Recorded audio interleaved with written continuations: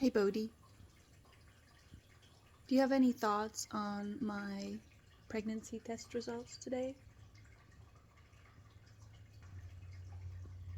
You're still my first baby.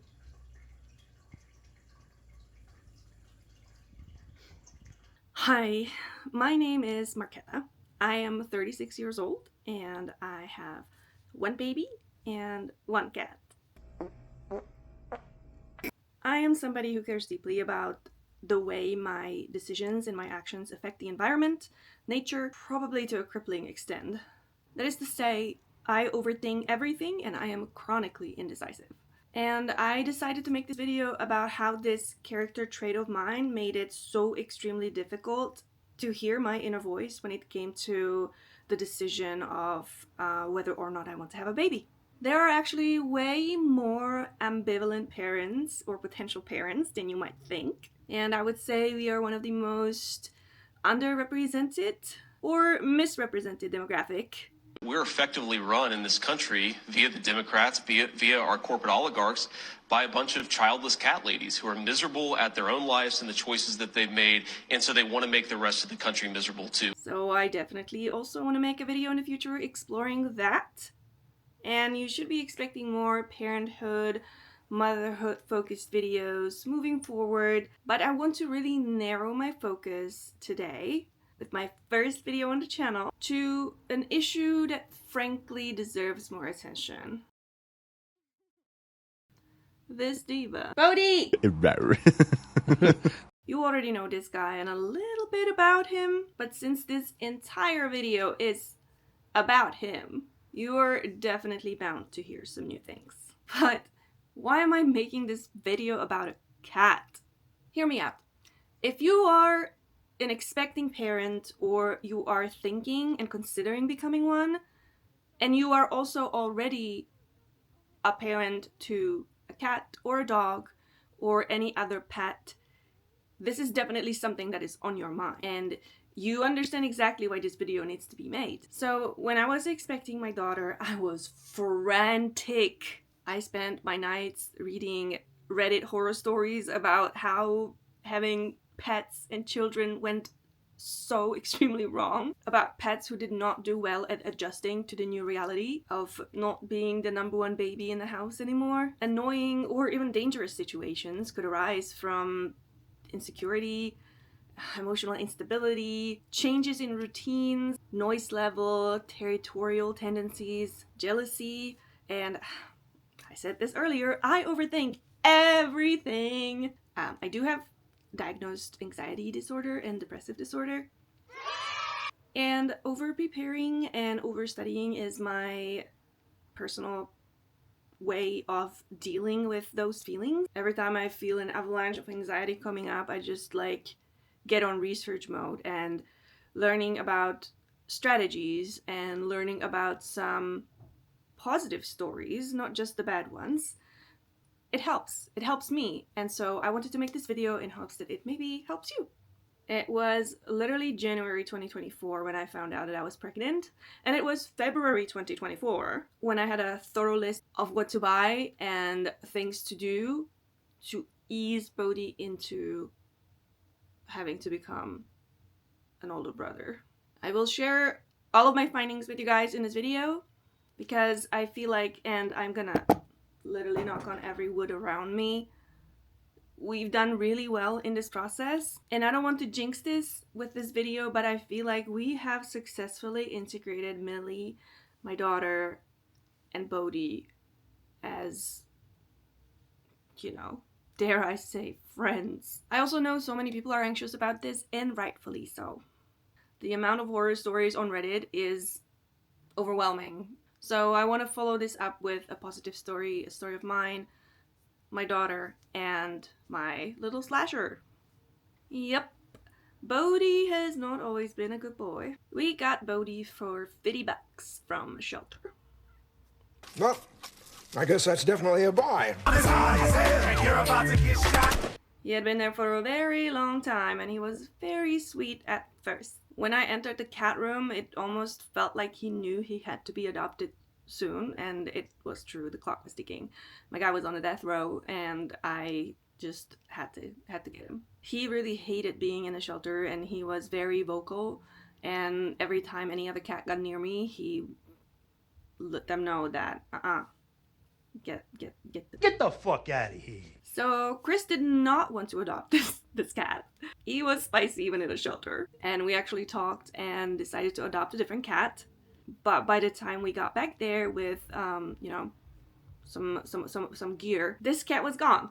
But guess who was still available? So we put him into a box and we drove home. Issues arose fairly quickly. We never had like urination issues or excessive scratching, none of that. At least not with furniture. I am Dracula, blah blah blah. He knew where to go relieve himself, and he kept his litter box tidy. He was also familiar with scratcher posts, and he would use those rather than destroying our furniture, which we are very thankful for. But what had happened is, as we lived on the ground floor of an apartment building, a lot of dogs would be walking by, you know, doing their thing. And unfortunately, that is how we found out about Bodie's bad history with dogs. It was literally just a random day, and seemingly out of nowhere, Bodie would freak out and attack anything that moved around him. Now, typically that was either my legs or Chris's legs, but usually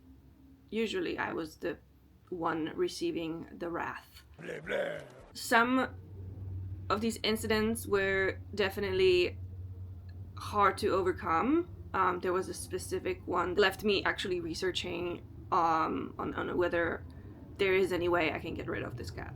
I don't really want to share the damage that was done to my legs and my arms and even my face, but I will just say there was a lot of blood and a lot of tears following that, and literally 20 seconds after the incident, it was like he didn't even know what had happened, and I would emerge 10 minutes later after I treated my wounds in the bathroom, and he would be the sweetest boy, and he'd be like, "Are you okay? What happened?"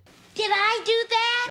And like, I literally had no idea why he was doing this, and my legs were so scratched up in the middle of the summer, and I was so ashamed that I never even like wore shorts or skirts and any of my dresses, and I was just really miserable. Eventually we realized that it was the dogs that were triggering him. Yeah, he obviously had a history with dogs, and the shelter never disclosed this to us, even after I attempted to call them multiple times to inquire about this. But I wish that I was given at least some information about this, but I didn't, and you know what? This is what you get for $50. That one's shaped like a duck. Though I would say knowing about this trigger sooner would have probably prevented a lot of pain for me. So the incident I mentioned, the real bloody one, left me like a complete basket case. I was ugly crying for a very, very long time, and definitely was looking into rehoming him, and it was breaking my heart. And so imagine how freaked out I was when I found out that I was pregnant. All of these incidents and this experience just came flooding back, and I couldn't imagine that this cat specifically would be able to get along with competition.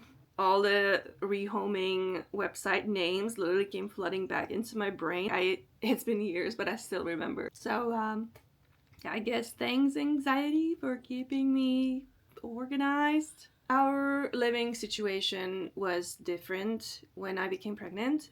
We had moved into this house, and we had lived in this house 2 years prior to me finding out about the pregnancy. And Bodie, during that time, had become a completely different cat. So much more trusting, lively, loving, more attached to us as his people, and even more accepting and curious about new sitters when we were on vacation. So things were definitely more optimistic, and I was determined to make things work.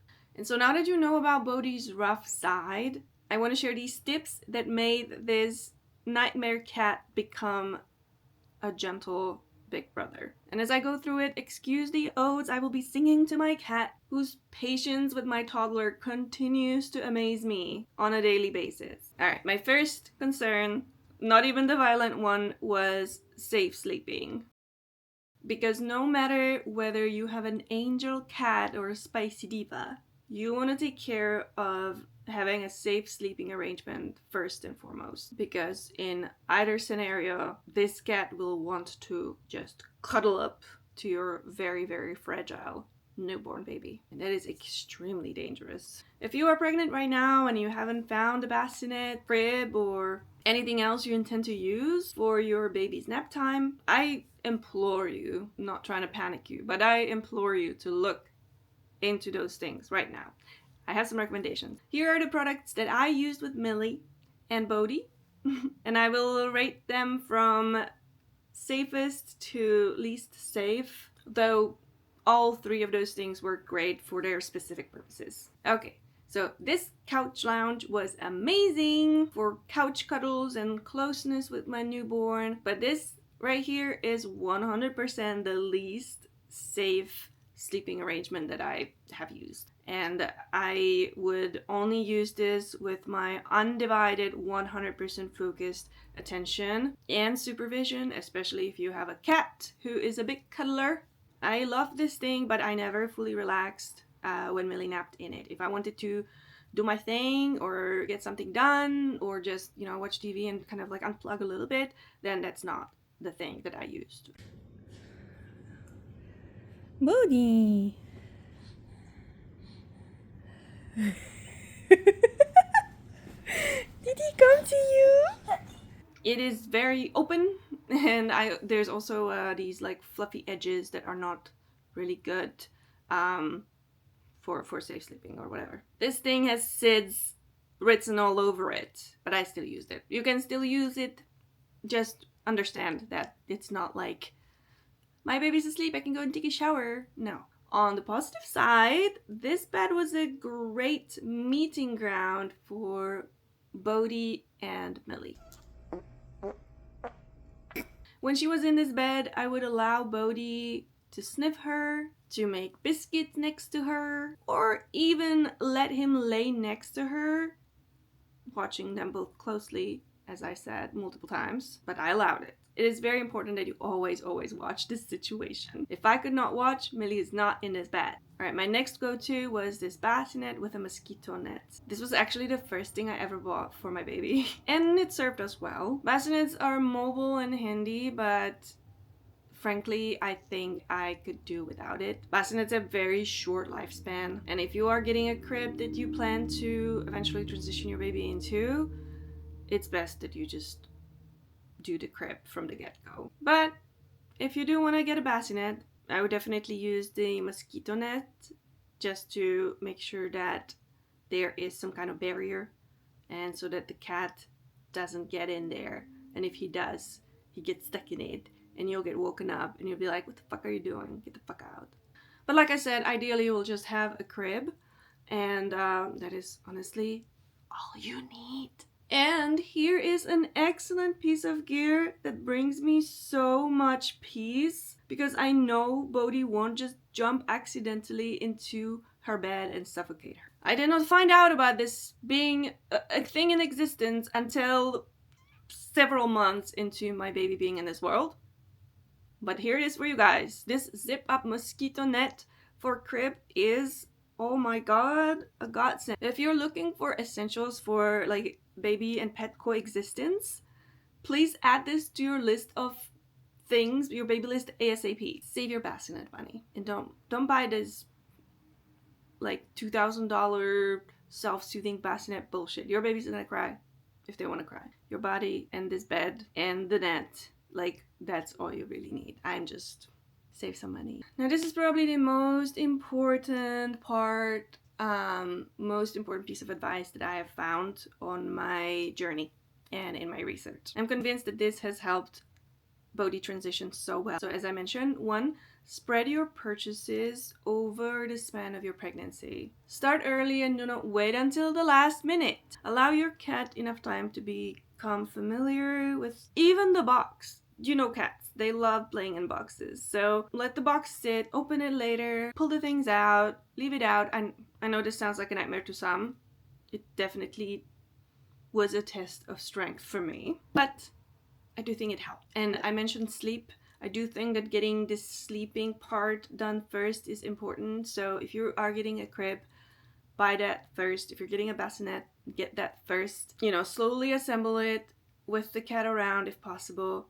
Let the cat chill in it, but keep it covered at night. And, you know, just so that they learn that this is not their space to sleep in. But otherwise, do not make it a forbidden object. The bassinet I had a little compartment underneath the sleeping area, and Bodie would often just go in there to sleep, which was very sweet. It almost made it like a little bunk bed for my 2 babies. Every time he would go into an area that was good for him, I gave him a little treat just so that he could associate that that area or that behavior with some kind of positive output. Now, if he would go into the sleeping area where that's only for the baby, I didn't make a big deal out of it. Like I said, do not make it a forbidden thing. But I did not offer any positive enforcement, obviously. The same rule also applied to anything you need to get rid of. Obviously, you're gonna have to make room for new things and get rid of some old things as it goes. I would say, again, kind of gradually move things out. Let the pet get used to the new uncovered scents. Just kind of like let them explore, make sure they're okay, and then start slowly moving things in that belong there now. Our house is quite small, so we had to rearrange a lot of things to make this work with even just 1 baby. I don't think we're gonna have another one. It's surprising, but babies require a lot of stuff. At the beginning, I was definitely carrying a bigger weight in stuff than baby everywhere. Like I said, in our case, I moved like about 1 thing, like 1 piece of furniture or like, you know, something significant, like once a week. I would like move my desk out of the room that is now the nursery, move that out, moved it to another space, and I just let things be. I let Bodie explore, and then I moved another thing, and then I moved another thing. Eventually the room was empty, and the boxes started coming in, and I just moved them there, and I let the boxes be in there. And slowly I start opening them and assembling the furniture, and you know, just kind of let things be very slow. This is gonna be hard because you are gonna want to nest, and you're gonna want to have everything done. You're gonna want to wash all the baby clothes. You're gonna want to rearrange it 50 times before this baby comes, and you can do those things, but you know, just kind of be mindful of your pet being also there, and maybe if they want to put all of their dandruff over the clothes you just washed, then maybe you're just gonna have to do it again. There might also be an urge to rearrange things, see how it looks in that corner over that corner, and again, you can do those things, just do them gradually, just try it out. Actually, you know, see for yourself. Maybe I do like it there now. Maybe you don't like it there at first, but then you do. I mean, it doesn't hurt to slow things down. I honestly feel like I'm giving this advice to myself, because this has been like the hardest part of everything, to just like not frantically want to have everything done, but like take it easy. I feel like I have learned so much myself in controlling my own anxiety while I was helping my cat overcome his issues. I feel like this is so important. I keep talking about it because this, I think, is the most important part of what helped my cat specifically to be okay, being number 2 now. Speaking of positive behavior, your cat is not oblivious. Some can sense it right away, while others will start snuggling up to your belly as it grows. With Bodie, it felt like he knew fairly quickly, because I didn't really show for a very long time. However, I started receiving interesting gifts very early on. This was an entirely new behavior for my cat. He is an indoor-outdoor cat, but he has never killed, as far as I know, until my pregnancy. To show he cared, Bodie wanted to make sure that I was well fed, and so he started bringing me little treats from outside. A dead chipmunk a live chipmunk, untold amount of cicadas, some alive in my house, just crickets, dragonflies, mice. The further along I was, the more gifts I was getting. And so, I realized this is Bodhi's love language, and as much as I wanted to scream and yell, there is no way to explain to a predator that catching prey for your pregnant bestie is bad. It's important to distinguish between bad behavior, such as marking or aggression, and behavior that might seem bad, but it's actually their way of showing you how much they care and love you. So just don't make big fuss out of small problems. Your pet is going through a lot. You're going through more. But your pet is going through a lot, and they are smaller. Allow them to express themselves as long as it's not harmful to you or to your home. Now your due date arrives and you're just sitting on the couch like a beached whale waiting. Your pet is most likely up your butt. Mine was. They really can tell.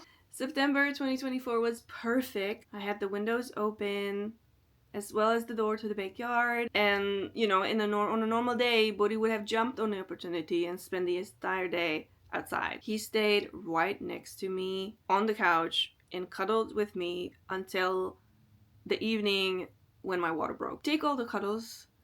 They gave me so much strength for what was to come. This was a very neat tip that I think really helped Bodhi to get acquainted with Millie before we brought her in the house. So I packed extra blankets for the baby and for me, and eventually, after me and Millie were in stable conditions, nothing went according to plan. Chris went home for a few hours, let Bodhi out, and also dropped off those blankets and really just laid them out and let him explore and do his own thing, and left him with the blanket. Just kind of let him burrow and let him discover the new baby scent. I read that it is a good idea for the mother to come into the home first and to just kind of let the pet know that, hey, I'm back, I made it, get some cuddles and receive some attention after being gone from the house for a few days. After a few minutes, Chris came home with the baby still in the car seat. Bodhi was extremely curious to the point that I was freaking out. This is a very important moment and you need to be monitoring your pet closely for any signs of stress. I think I was overanalyzing it because I was really freaking out. I was really scared, and I just took the baby and I just went into her room and I closed the door. This was a bad call. Bodhi was whining like I've never heard before behind the closed door, and you could hear the anguish in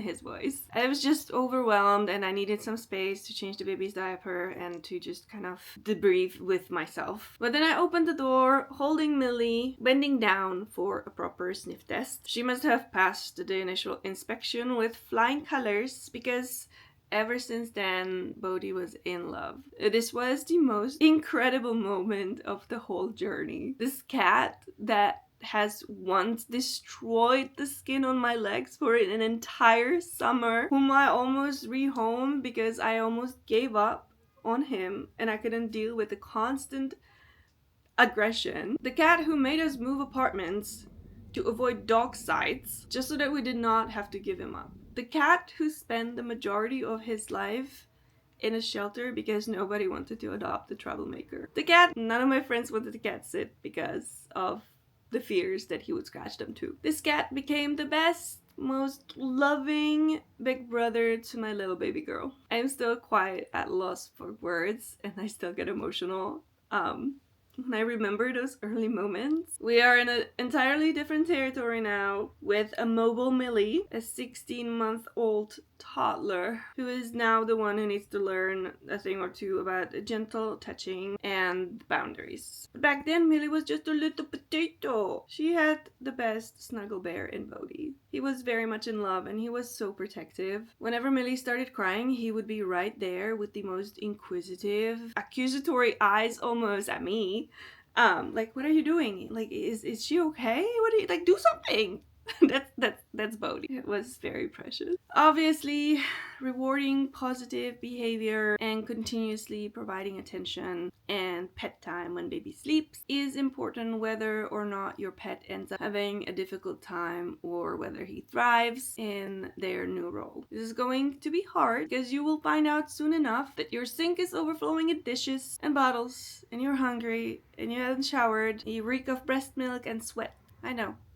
Take a nap then. Just bring your pet in on the nap. If you eat, try to accommodate and eat socially with your cat. I know this sounds very dumb, but doing whatever you need to do while making that inclusive to your pet will make a huge difference. Also make it a rule to leave certain spaces in the house to be pet-only domains, especially if your cat or pet have some behavioral territorial tendencies. His cat tree, his favorite part of the couch, his bed. Establish sacred spaces for those pets and let them explore and enjoy those. Baby free. Also make sure your partner is aware of these things and is fully participating in this process.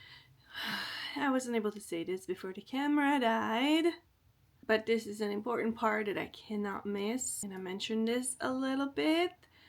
Our baby is crawling now, and I dare say walking. Whew, we've entered a new territory, and her directions are as erratic as her development. Now on top of those mini pet domains that I mentioned, you know, the sacred space on the couch, areas in the house that are for pets only, it's just equally important to establish parts of the house where the baby just doesn't ever go. It goes both ways, because that way your pet knows that if things go too hectic for them, that they have this place, this space, and they know where they will be safe and that they can retreat to. And there they won't have to deal with any random taps and scratches and noises. I like to think that all of the things we've done tells Bodie that he is also our child.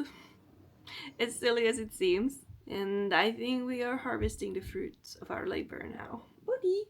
Bodie does get tired of Millie fairly quickly now and will jump the baby gate and get to his safe zone. And it is where the food is and where Millie is never allowed. With this new energy and a new reality, it has also become harder to give Bodie all the attention that we were giving him up to this point. Unfortunately, Bodie has developed a new neurological condition over this period, and I think that Millie's mobility is a huge factor. His vet diagnosed him with feline hyperesthesia, also known as the twitchy cat syndrome, which sounds silly and cute, but really it sucks. The symptoms definitely started showing around the time Millie started crawling, so I think that Millie's developmental milestones are coming too fast for our guy. Honestly, same. Here's what would happen. Bodie is totally chill and calm, maybe even asleep, and suddenly he will jerk himself away, jump around, twitch back his skin, and he will like compulsively lick and scratch. He'll like compulsively try to clean and lick himself, typically around his lower back. It took us multiple vet visits and collecting video evidence to rule out any skeletal or dermatological issues. So we are now down to stress and nervous system issues. Probably stems from changes at home. Thankfully, his FHS is mild. It does not cause him to bite or scratch himself to the point of hurting himself. So we were able to make adjustments in our routine again to positively affect this behavior. If you've gotten this far in the video, you've probably guessed more Bodie time. And all parents say it with me. When? Yep, but it's just what needs to be done. And honestly, it might be good for us both. I only did 2 things after his diagnosis, and his episodes decreased from few a day to only 1 or 2 a week. 1, I bought Feely Way. And 2, after bedtime, I put all the baby toys away and I bring out a few cat toys and I do active play with Bodie. Oh, he's doing it right now. Baby.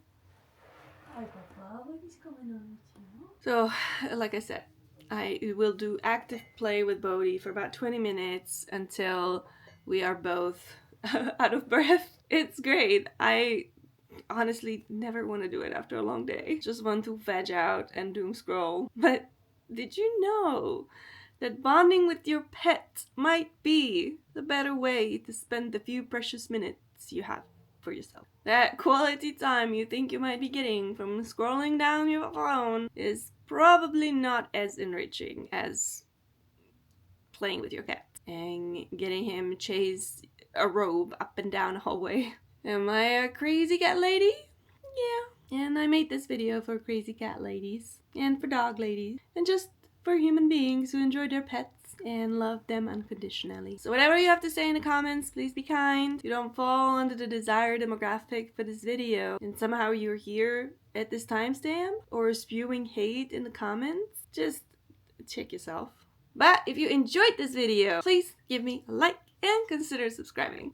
Let me know about your pet and baby stories. I would love to read them. Also, please let me know what else you would like me to cover in the future. Before I check out, I want to give shout out to this shirt, which is from Hibaden. And you guys should definitely get some merch from Hibaden. If you don't know what Hibaden is, I strongly encourage you to look them up. So yeah, thank you. I'll see you next time. Bye!